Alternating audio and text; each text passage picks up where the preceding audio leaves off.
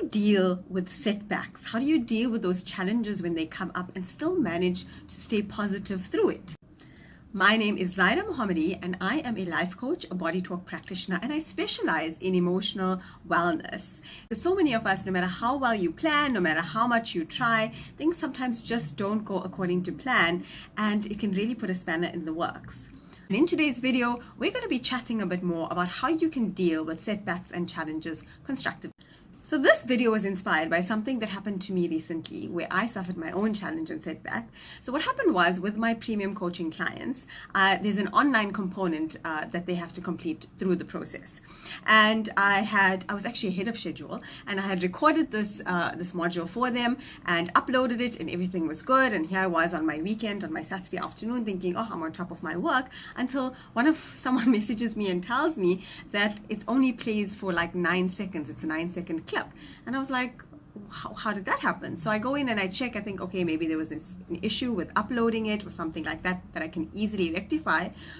Anyway, fast forward half an hour later, and I figure out that is actually the way that it recorded. It recorded only for 9 seconds when it was supposed to be a full 30 minutes. And I had done the work of doing the full 30 minutes, but for some reason, it didn't record. And so immediately I was frustrated and I was annoyed, because this really did put a spanner in the works for my. So how was I going to deal with this situation constructively? And this is something that wasn't a huge train smash, but it really did throw things off for me. And it's very often these small kinds of things that really mess with our day and just throw our mood off completely. So the first step that I have for you is allowing yourself to feel. I allowed myself to be frustrated. I allowed myself to feel irritated and annoyed. And there's something important I want to address here. I think we have this misconception that if you're a positive person and you're living a positive life and you're trying to be optimistic and upbeat and inspired, that you have to be positive all the time. That is simply not true. Not only is it not true, I don't think it's even humanly possible to be upbeat all the time. It's normal. Part of being an emotionally intelligent person is knowing that it's okay to have a full spectrum of emotions. It's okay to be annoyed. It's okay to be frustrated.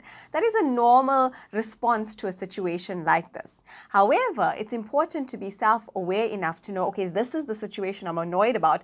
Let me not go and take out my frustration on my child or my spouse or, my colleague. And let me just know that I'm annoyed, I'm irritated. Let me give myself permission to feel that way, because I think that's a very important part of it. When we force ourselves to be upbeat, no, I'm fine, no, everything's okay, then it's like kind of pushing a volleyball down underneath the surface of the water, and you're like holding it down, and eventually it just slips and kind of hits everybody in the face, usually yourself.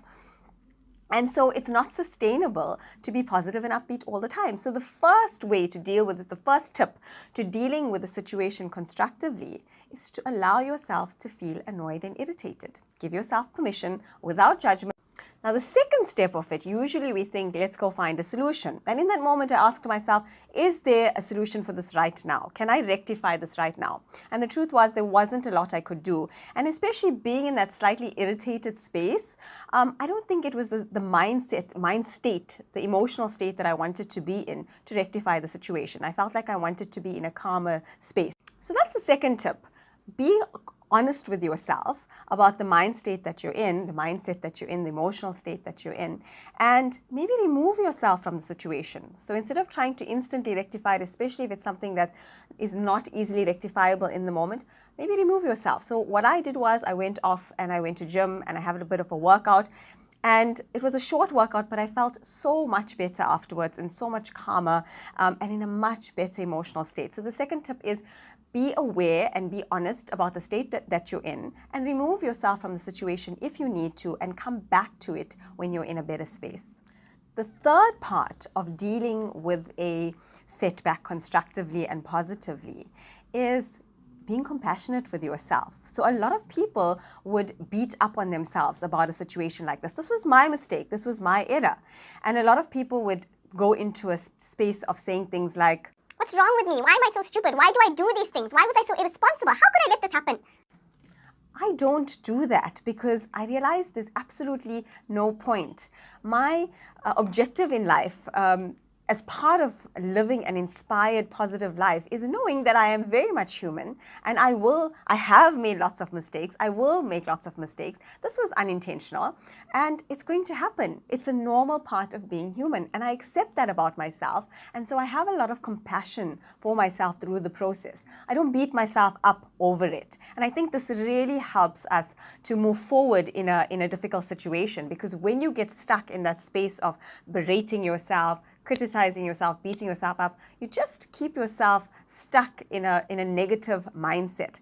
When you're in that kind of defensive mindset, when you're in that kind of negative mindset, you cannot possibly find any positive solutions going forward. So it's very important to be compassionate with yourself through that process of overcoming a setback. Step 4 is to ask myself a very important question. What can I learn from this situation? What can you learn from the situation? So in this particular situation, there was a very specific thing that I learned, an extra step that I can add onto my protocol when doing something like this, when running a process like this, that's going to streamline it for me going forward. So something that I can be more meticulous about and pay more careful attention to. So it's very important to ask ourselves this question, because I think something that we miss out on in life, sometimes we're so afraid to try new things, to try new ventures, because we're so afraid of making a mistake. We're so afraid of failing and not doing it all perfectly. But if you understand that experience is your best teacher, making mistakes is a wonderful opportunity to learn and to grow. How else are you supposed to figure out better processes? Really, the most amazing things have come from people making mistakes, learning from them, and then building on that and using that experience to take them to the next level. So if you ask yourself this question, what can I learn from this, in a very compassionate way without beating yourself up, then you get to use the situation as an opportunity to add to your experience, to add to your wisdom, to add to your learning and grow. The next step is to ask yourself the very important question of how am I going to solve the situation? What is the solution in the situation? How will I rectify the issue? Now that I have been, allowed myself to feel the feelings, I've been compassionate with myself and I haven't criticized myself or put myself down. I've given myself a chance to get into a calmer mindset. And I've asked myself, what are the questions that I can learn? What are the lessons that I can learn from it rather? Now I can go ahead and say, well, what is the best solution?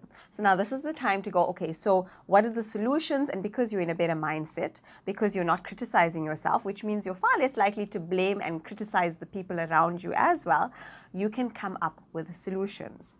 And so being more solution driven is really going to help, because now you say, okay, how do we actually go ahead and rectify?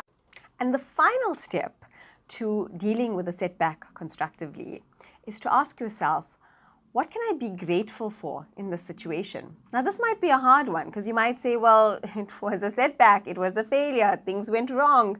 What can I be grateful about? Sometimes you never know. Sometimes I really do feel everything is planned. There's divine order in everything.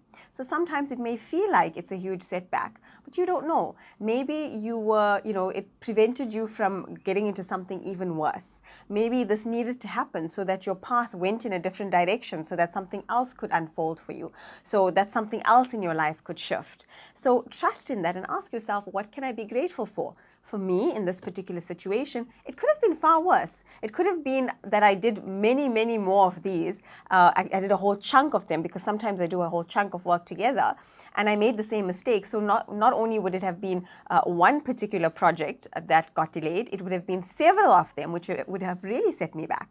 So I'm glad I learned this lesson about adding something new to my protocol now. So going forward, when I kind of do batches of that, I am more careful about it, and I'm less likely to have the same kind of situation happen. I'm less likely to have the same kind of setback occur.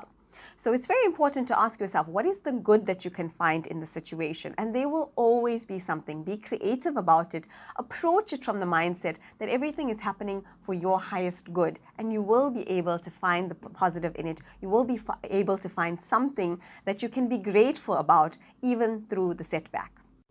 This formula that I have shared with you today can be applied to a wide range of situations in your life. Work situations, personal situations, anything really, parenting issues. The truth is, if we can accept, part of being an emotionally aware and emotionally intelligent person is understanding that no matter what you do, things will go wrong sometimes. Things will go off plan. And if you can deal with it from a perspective of knowing that everything is here to serve you, that any situation in life, any setback can be used as an opportunity for learning, an opportunity for growth, an opportunity to go to the next level, then your ability to deal with it constructively and positively will be far richer and far easier. It'll be far easier for you to deal with these kinds of setbacks. I hope that you found these tips helpful. Please let me know which of them you implement in your life. Did you find it helpful? Is there anything that you particularly do to help yourself deal with setbacks more constructively? I would love to hear from you. So please do pop me a comment down below, and I'd love to hear from you. I'd love to hear your thoughts about it. If you found this video helpful, do give it a thumbs up, and if you haven't already, remember to subscribe, hitting the red subscribe button down below. Because if you subscribe, it's completely free and you'll know when my next video is out. So go ahead, do yourself a favor and subscribe. And of course, if you found this video helpful, go ahead and share it with someone else who could also benefit. People deal with struggles like this every day, and the more aware we are, the more informed we are, the better life gets for everybody else, because we're more pleasant people to be around. So thank you so much for watching, and I will see you in my next video.